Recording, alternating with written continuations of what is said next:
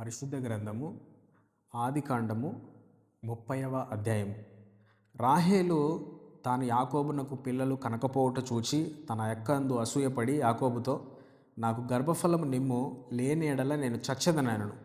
యాకోబు కోపము రాహేలు మీద రగులు కొనగా అతడు, నేను నీకు గర్భఫలమును ఇయ్యకపోయిన దేవునికి ప్రతిగా నున్నానా అనెను.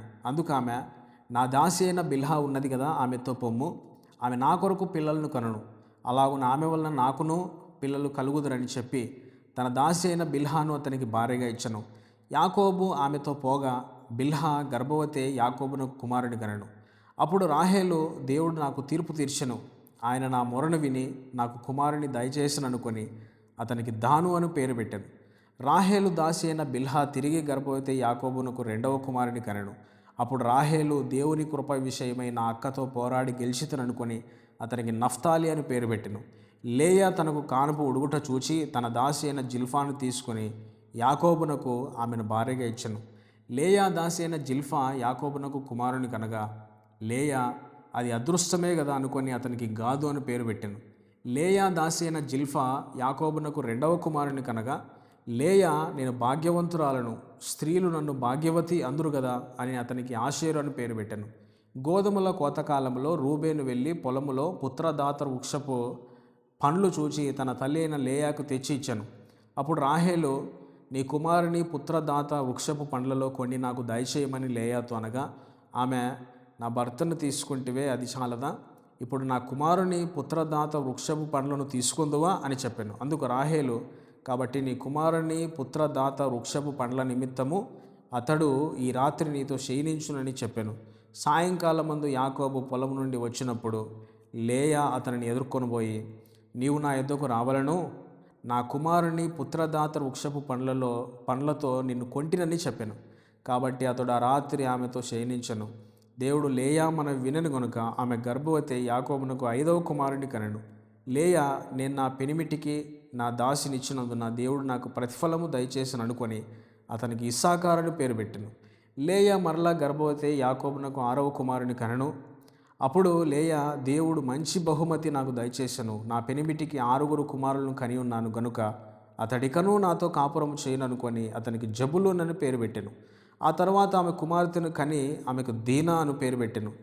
దేవుడు రాహేలును జ్ఞాపకం చేసుకొని ఆమె మనవి విని ఆమె గర్భము తెరిచెను. అప్పుడు ఆమె గర్భవతి కుమారుని కని దేవుడు నా నింద తొలగించననుకొనెను. మరియు ఆమె, యెహోవా మరి ఒక కుమారుని నాకు దయచేయును గాక అనుకొని అతనికి యోసేపు అని పేరు పెట్టెను. రాహేలు యోసేపును కనిన తర్వాత యాకోబు లాబానుతో, నన్ను పంపివేయము, నా చోటికిని నా దేశమునకు వెళ్ళేదను, నా భార్యలను నా పిల్లలను నాకు అప్పగించుము, అప్పుడు నేను వెళ్ళేదను, వారి కోసం నీ కొలువు చేసి తిని నేను నీ కొలువు చేసిన విధము నీ వెరుగుదువు కదా అని చెప్పాను.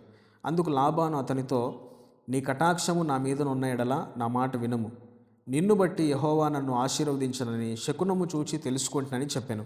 మరియు అతడు, నీ జీతం ఇంతని నాతో స్పష్టంగా చెప్పుము, అది నీకు ఇచ్చేదనను. అందుకు యాకోబు అతన్ని చూచి, నేను నీకెట్లు కొలువు చేసితునో నీ మందలు నా యొద్ద ఎట్లుండెనో అది నీకు తెలియను. నేను రాకమునుపు నీకుండినది కొంచెమే, అయితే అది బహుగా అభివృద్ధి పొందెను. నేను పాదము పెట్టిన చోటెల్లా యెహోవా నిన్ను ఆశీర్వదించను. నేను నా ఇంటి వారి కొరకు ఎప్పుడు సంపాద్యము చేసుకుందును అనెను. అప్పుడు అతడు, నేను నీకేమి ఇవ్వాలని అడిగినందుకు యాకోబు, నీవు నాకేమీ ఇవ్వవద్దు, నీవు నా కొరకు ఈ విధముగా చేసినట్లా నేను తిరిగి నీ మందను మేపి కాచెదను. నేడు నేను నీ మంద అంతట్లో నడిచి చూచి పొడలైనను మచ్చలైనను గల ప్రతి గొర్రె పిల్లలో నల్లని ప్రతిదానిని, మేకల్లో మచ్చలైనను పొడలైనను గల వాటిని వేరుపరచెదను, అట్టివి నాకు జీతమగను. ఇక మీదట నాకు రావలసిన జీతమును గురించి నీవు చూడవచ్చినప్పుడు నా న్యాయ ప్రవర్తనయే నాకు సాక్ష్యమగను.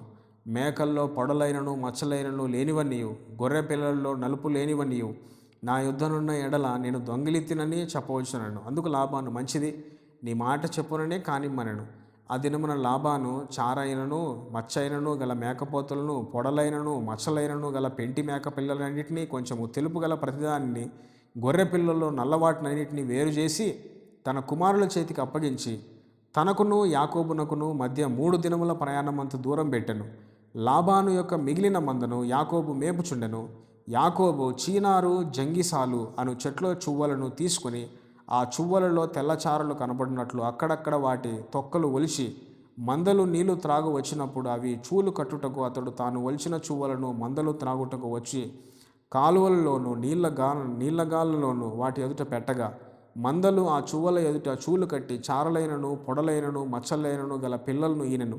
యాకోబు ఆ గొర్రె పిల్లలను వేరు చేసి చారలు గల వాటి తట్టును, లాబాను మందల్లో నల్లని వాటిని తట్టను, మందల ముఖములు త్రిప్పి తన మందలను లాబాను మందలతో నుంచక వాటిని వేరుగా ఉంచను.